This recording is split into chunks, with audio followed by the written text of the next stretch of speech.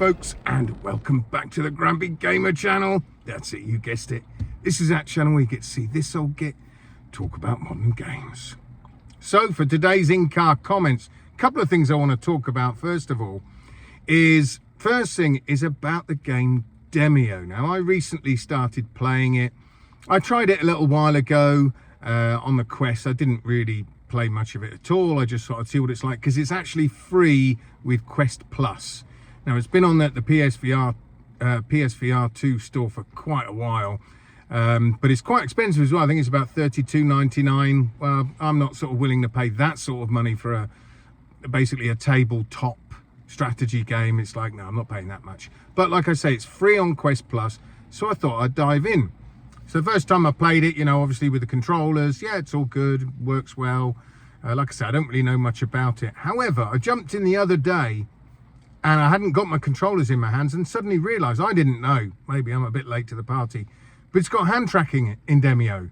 And actually, it works really, really well, to be honest. I'm not a massive fan of hand tracking because obviously you've got no haptics, you've got nothing. But it just seems to work great. You're picking up your people, you just have to turn your hand over like that and you'll see that you get all your cards come up, and then you can just pick them individually one by one, and it just feels a lot better than doing it with the controllers, which is weird. Like I say, I never thought I would say that. I would always say a game is better with the controllers because of the haptics and triggers and all that sort of thing.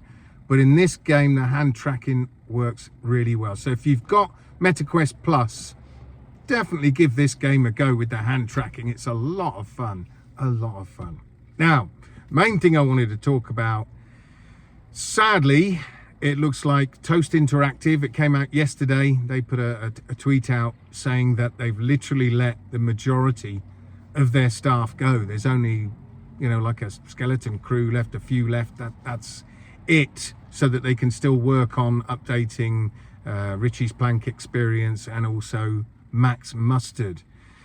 So it just, it's another developer that's having to, not this one shutting down, but it's getting rid of lots of staff. And this is what we're just seeing over and over. I've spoken about it before, about what's happening in the gaming world. Whether it be flat screen, VR, they're both going through it. Obviously AAA is going through it, I think, a lot worse. Although we've seen a lot of VR studios shut down that have made some great games, and they still end up shutting down. I see Smilegate, I think, who I'm sure I've spoken about it before, who made Crossfire Sierra Squad.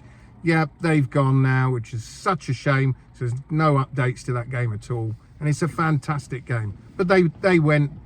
Now we got Toast Interactive, and the strange thing is, I only picked up for the first time the other day Richie's Plank Experience on the Quest. Weirdly, it's $6.99 on Quest, and on PSVR 1 it's $11.99. Don't get that at all. But yeah, so I picked it up on Quest, and I got a plank out the garage, and for an experience, yeah, it's really good. I mean, it's very, very dated in the sense of what it does now. If it's someone's first foray into VR, great. Then it's really going to blow them away. But obviously, as a seasoned VR player, it's like, yeah, it's quite nice, quite good fun for 5 minutes, okay for $6.99. But so they're still going to be doing updates to that, and Max Mustard. I never played Max Mustard. I'm sure you guys have all heard of it. It's very similar to sort of Astrobot, I think, in what it looks like, in the way it sort of plays. But yeah, it just wasn't for me. I didn't sort of feel any affinity towards the main character at all. Yeah, it just wasn't for me. But it is sad to see another developer going through this stuff, and I think the main reason is, if you look back over the last sort of 20 years, games were coming out at a relatively slow but steady pace a lot of the time. But now, since COVID, obviously COVID, lots of developers just hire loads of people because they knew people were at home gaming more, so these development studios just massively grew. And of course, out the other side of COVID, people aren't at home playing so much, so yeah, lots of these studios have to close and get rid of people.